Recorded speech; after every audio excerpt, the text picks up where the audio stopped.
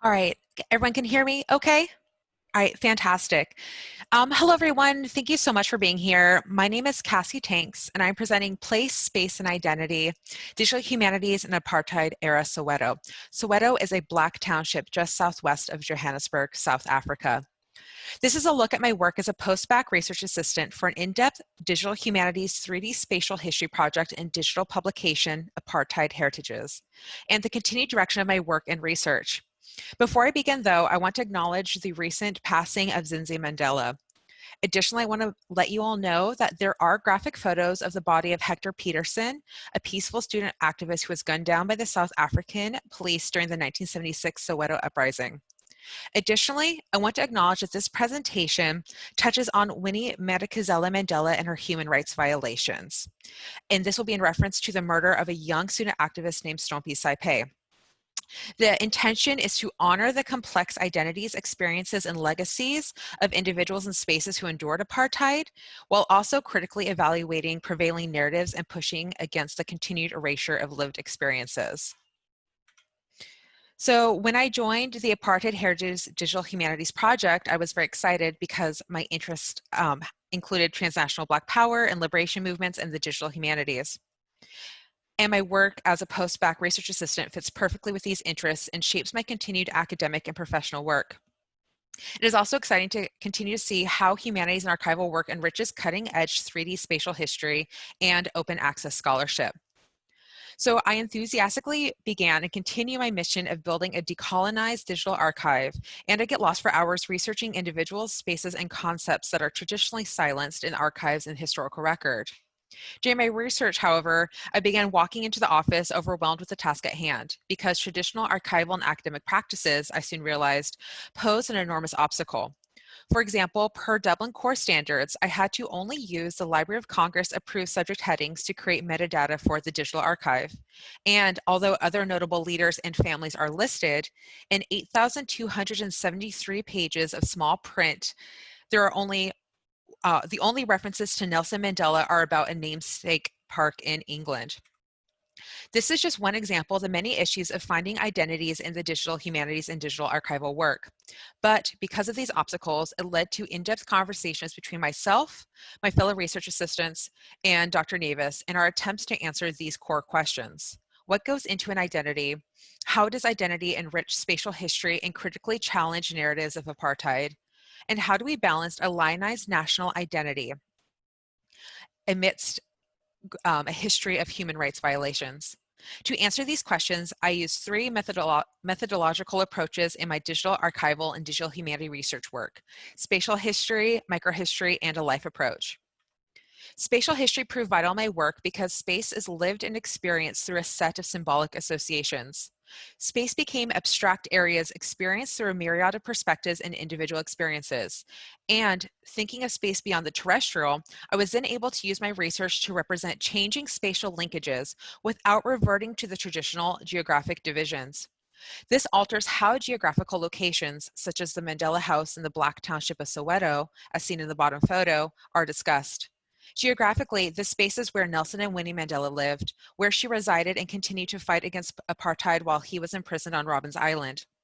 But by taking into consideration the other abstract concepts of lived and experienced space, this house is also where Mbuyisa Makhubo was last seen alive, near where his body was found, and thus forever alters the identity of Stompie and his mother Joyce.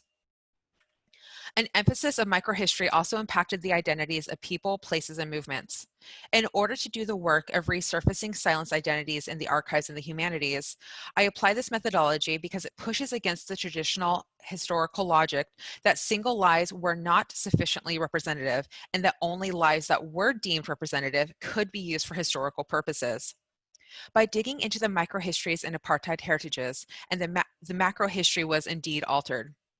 For example, both of these photos were taken by Sam Nzima, and much like the photo of Emmett Till, their publication launched a global awareness of the brutality that Black South Africans had been enduring for centuries.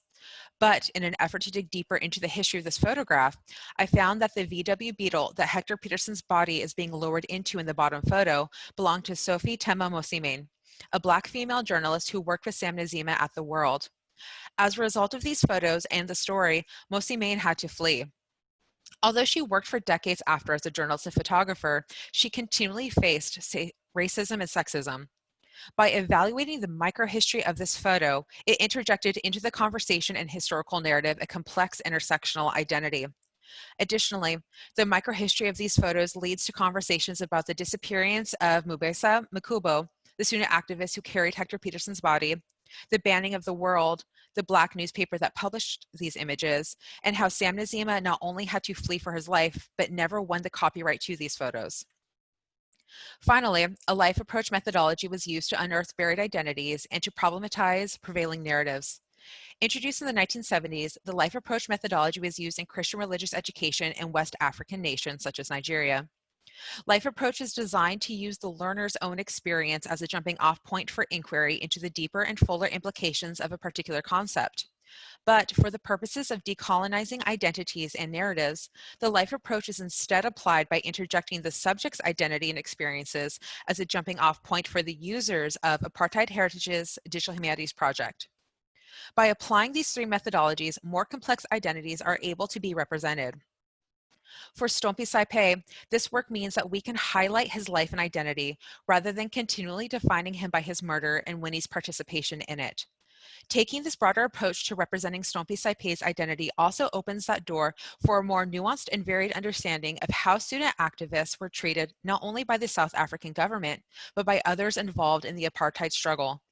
Stompie Saipe and his friends, all of them young student activists, were abducted and murdered because of fears that they could be informing South African police on Winnie Madikizela-Mandela's activities.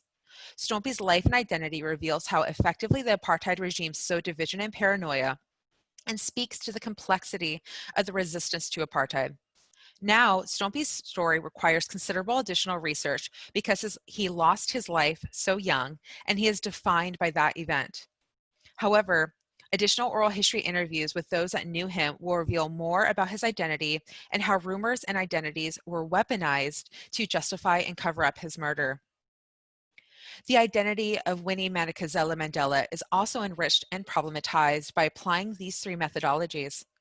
Critically evaluating her life experiences brings forward a conversation of intersectional identities. After all, she was a Black woman who endured the brutalities of apartheid, continued to resist apartheid while Nelson Mandela was imprisoned, was one of the first Black social workers in Johannesburg, and became an icon of resistance. Additionally, looking at Winnie beyond these prevailing narrative adds complexity to how Mama Winnie shaped and continues to shape a national identity and spaces of resistance in South Africa. This, in turn, leads to the challenging conversations about the massive discrepancies between popular narratives of her work, the official court testimonies of her involvement in Stompie's death, the death of others, and her involvement in other human rights violations, and the discrepancy with the accounts of eyewitnesses. This is where the most challenging conversations between myself and the research assistants organizing the conflicting testimonies arose and requires ongoing archival and annotation work. Applying these methodologies also affected the identity of Soweto, the conceptual and geographic centerpiece of apartheid heritages. Space is created for the silenced identities that have had a profound impact on Soweto by using these three methodologies.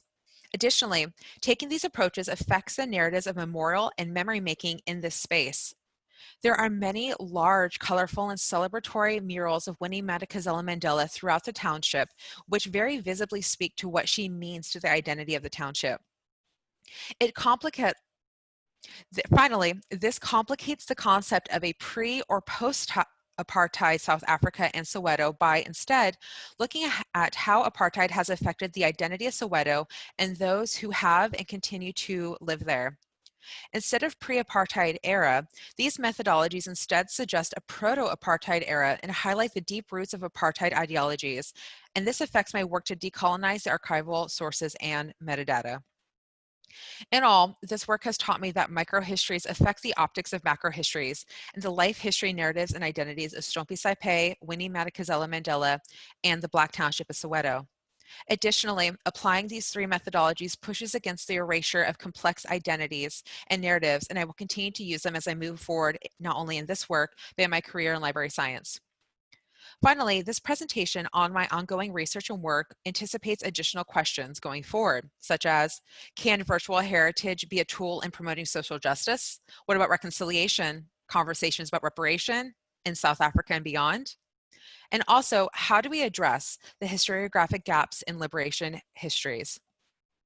Thank you so much for taking the time to hear about my work and my contribution to apartheid heritages.